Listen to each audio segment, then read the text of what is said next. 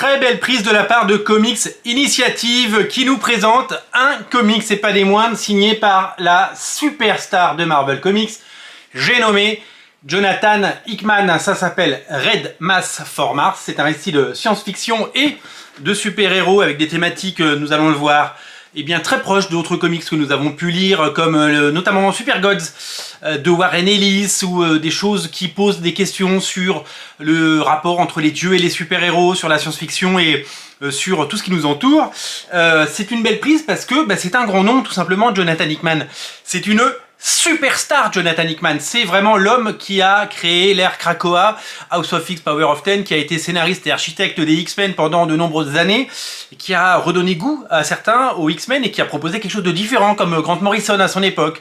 Donc ça fait partie des grands noms qui resteront attachés toujours aux X-Men. C'est aussi un des scénaristes, vous le savez, qui a ses créations à côté, comme beaucoup, qui a quitté Marvel à un moment pour lancer ses propres créations, comme Rick Remender, comme Ed Brubaker, comme Mark Millar, comme Matt Fraction, comme tous ces auteurs qui ont un destin ailleurs que chez Marvel ou DC. Et c'est un auteur qui revient parce que ça l'amuse, parce que ça lui fait une carrière aussi, ça lui fait un beau contrat, ça lui fait certainement un très beau salaire, et tant mieux, parce qu'on veut que nos auteurs puissent vivre de leur travail, mais il ne crie pas au loup quand on parle de Marvel. Il prend ce qu'il y a à prendre, il est ravi de revenir, il apporte ses idées, il apporte ses concepts, et il fait des jolies choses. Alors Jonathan Hickman, vous le savez, il a travaillé sur toutes les grosses licences de la maison des idées, puisque c'est lui qui a fait les 4 Fantastiques, hein, c'est ça qu'il a surtout fait connaître. Après il a fait les Ultimates, il a fait les Avengers, il a fait bien entendu Secret War, il a fait les X-Men, on vient de le dire, il vient de faire Ultimate Invasion chez Marvel qui est sorti en 100%, c'est lui le scénariste de la série Ultimate Spider-Man, c'est lui qui véritablement accompagne le destin de Ultimate Spider-Man depuis quelques mois maintenant aux États-Unis, ça arrivera en octobre en France, et puis il a fait ses titres indépendants comme East of West et Decorum et plein d'autres encore. Mais avant tout ça, en 2008, il a fait chez Image Comics bien ce récit que je vous invite à découvrir, qui est un récit, donc je vous l'ai dit, de science-fiction. On y découvre un Jonathan Hickman débutant, mais déjà plein d'idées. Ça fourmille d'idées et ça fourmille de concepts. C'est un bâtisseur, vous le savez, c'est un architecte, c'est quelqu'un qui construit ses scénario comme on construit un château avec des plans détaillés et bien entendu avec toujours cette intention de vouloir questionner le genre du super-héros, le magnifier et le rendre toujours plus intéressant. Ce récit déjà très complexe et très mature nous propose de découvrir toutes les thématiques qu'on retrouvera plus tard chez Jonathan Hickman.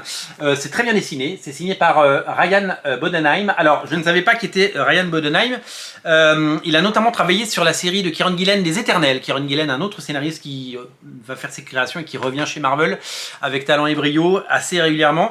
Et donc, c'est un dessinateur qui en plus utilise une palette de couleurs assez intéressante qui permet de donner un ton vraiment particulier. Ça rappelle aussi du Warren Ellis, ça rappelle évidemment aussi ce que des dessinateurs comme Brian Hitch ont pu faire à l'époque, ou ce qui est sur la trilogie des super-héros qui a été réédité, vous le savez, Black Summer, No Hero et Super God de Warren Ellis. Il y a toutes ces thématiques-là, il y a tous ces univers-là et toute cette richesse graphique qu'on retrouve un petit peu dans ce récit de jeunesse d'un Jonathan Hickman déjà brillant et déjà en pleine possession de ses moyens. Voilà, très belle prise. C'est disponible absolument partout, sauf sur les sites où Amazon, ou Comics Initiative a décidé de ne pas vendre.